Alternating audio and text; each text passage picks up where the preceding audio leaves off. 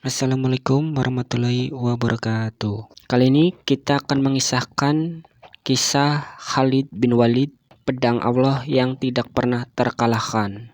Khalid bin Walid adalah salah satu tokoh paling legendaris dalam sejarah Islam. Seorang panglima perang yang dikenal karena kecerdasannya dalam strategi, keberanian di medan perang, dan loyalitasnya kepada Islam. Julukan pedang Allah yang diberikan oleh Rasulullah SAW ini menjadi bukti keistimewaannya. Namun perjalanan Khalid menuju gelar ini tidaklah mudah. Ia memulai kehidupan sebagai musuh Islam, namun berakhir sebagai salah satu pahlawan terbesar agama Islam. Kita akan membahas terlebih dahulu masa muda Khalid bin Walid. Khalid bin Walid berasal dari keluarga Bani Makhzum, salah satu suku Quraisy yang terpandang di Mekah. Ia lahir sekitar tahun 592 Masehi. Sejak kecil, Khalid dikenal sebagai anak yang kuat, pemberani, dan sangat terlatih dalam seni berperang. Ia bertumbuh dalam lingkungan yang menghargai kekuatan fisik dan keberanian. Tidak heran, Khalid muda sangat mahir menunggang kuda, memanah, dan bertarung dengan pedang. Di masa awal dakwah Islam, Khalid termasuk salah satu tokoh Quraisy yang menentang keras ajaran Rasulullah. Dalam perang Uhud, ia bahkan menjadi dalang di balik kekalahan sementara kaum muslimin. Kala itu, Khalid yang belum memeluk Islam memanfaatkan kelengahan pasukan pemanah muslim yang meninggalkan pos mereka.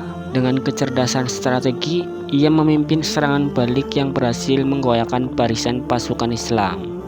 Namun, kemenangan di perang Uhud tidak membuat Khalid bin Walid merasa puas. Setelah itu, ia memulai memperhatikan ajaran Islam lebih dalam. Karena ada sesuatu yang berbeda dalam agama Islam yang perlahan-lahan menyentuh hatinya. Lalu Khalid masuk Islam. Hidayah Allah datang kepada Khalid bin Walid melalui berbagai perenungan. Setelah perjanjian Hudaybiyah, ia melihat bagaimana Islam terus berkembang dan membawa pengaruh positif di Jazirah Arab. Khalid mulai mempertanyakan keyakinan dan merasa bahwa dirinya telah memusuhi sesuatu yang sebenarnya benar. Dengan hati yang tulus, Khalid akhirnya memutuskan untuk menemui Rasulullah di Madinah bersama Utsman bin Talha dan Amr bin As. Ia menyatakan keislamannya di hadapan Nabi Muhammad SAW.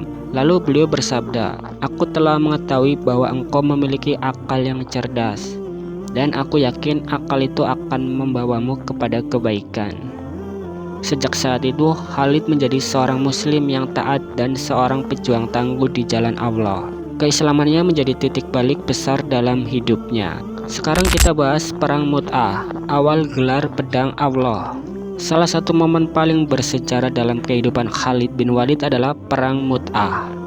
Perang ini terjadi pada tahun 629 Masehi, ketika pasukan muslim yang berjumlah 3.000 orang harus menghadapi pasukan Bizantium yang berkekuatan sekitar 200.000 orang. Perbedaan jumlah yang sangat besar membuat kondisi pasukan Islam sangat genting. Dalam pertempuran ini, 3 panglima muslim yaitu Said bin Haritsah, Ja'far bin Abi Thalib, dan Abdullah bin Rawahah gugur satu persatu.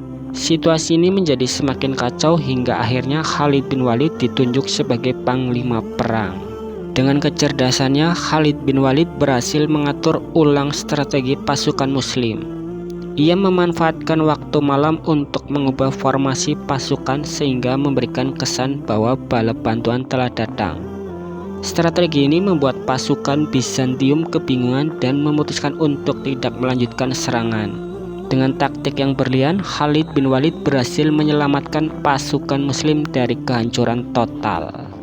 Setelah perang ini, Rasulullah memberikan gelar kepada Khalid bin Walid sebagai pedang Allah yang terhunus.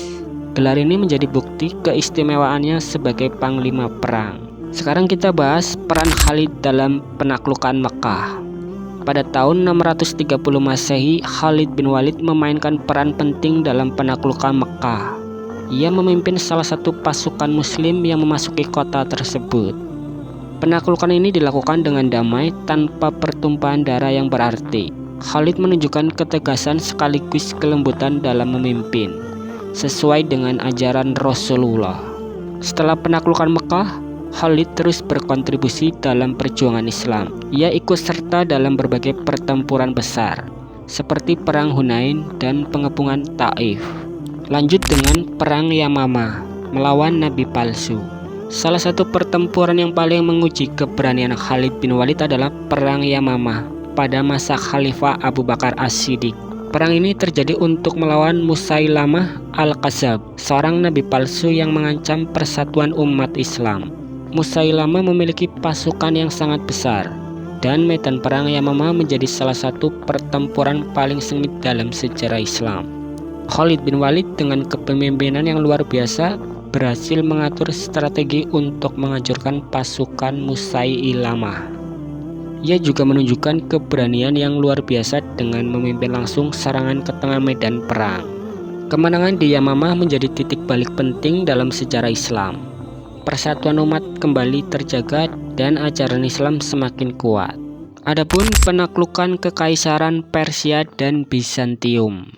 Kehebatan Khalid bin Walid tidak hanya di Jazirah Arab, ia juga menjadi ujung tombak dalam penaklukan Kekaisaran Persia dan Bizantium. Salah satu pertempuran paling terkenal adalah Perang Yarmouk pada tahun 636 Masehi. Dalam pertempuran ini, Khalid memimpin pasukan Muslim melawan pasukan Bizantium yang jauh lebih besar. Dengan strategi brilian, Khalid berhasil mengalahkan pasukan Bizantium, membuka jalan bagi penyebaran Islam di wilayah Syam. Kemenangan ini menjadi salah satu pencapaian terbesar dalam sejarah militer Islam. Kita bahas yang terakhir, yaitu akhir hayat Khalid bin Walid. Meskipun sangat berjasa dalam perjuangan Islam, Khalid bin Walid menghadapi tantangan di akhir hidupnya. Pada masa pemerintahan Khalifah Umar bin Khattab, ia diberhentikan dari jabatannya sebagai panglima perang. Keputusan ini bukan karena kesalahan Khalid, melainkan untuk menjaga agar umat Islam tidak terlalu bergantung pada satu individu. Akhirnya Khalid menerima keputusan ini dengan lapang dada. Ia menghabiskan sisa hidupnya dalam ibadah dan kerendahan hati. Lalu pada tahun 642 Masehi, Khalid bin Walid wafat di kota Homs, Suriah. Sebelum wafat, ia berkata, "Aku telah mengikuti lebih dari 100 pertempuran, namun tidak ada satu luka pun di tubuhku yang menyebabkan aku mati syahid. Kini aku mati di atas tempat tidurku seperti unta tua." Adapun warisan Khalid bin Walid. Warisan Khalid bin Walid tidak hanya terletak pada kemenangan militernya, tetapi juga pada keteladanan sebagai seorang muslimin yang taat. Ia menunjukkan bahwa keberanian, kecerdasan, dan ketangguhan iman adalah kunci keberhasilan dalam hidup. Julukan pedang Allah tetap melekat padanya sebagai simbol keberanian dan pengabdian kepada agama Islam. Sahabat beriman, jadi itu kisah Khalid bin Walid yang terhunus. Buat teman-teman, ingat yang benar datangnya dari Allah Subhanahu wa Ta'ala, khilaf atau keliru datangnya dari diri saya pribadi sebagai manusia biasa. Saya akhiri, wassalamualaikum warahmatullahi wabarakatuh.